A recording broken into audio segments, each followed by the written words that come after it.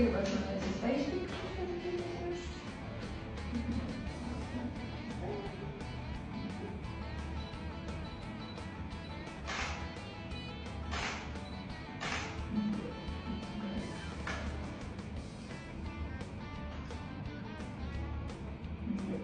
Nüüd võid viljakene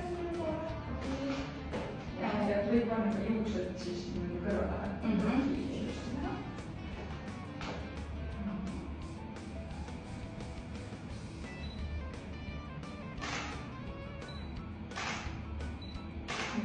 Nüüd olla samas asendis, saate siia ka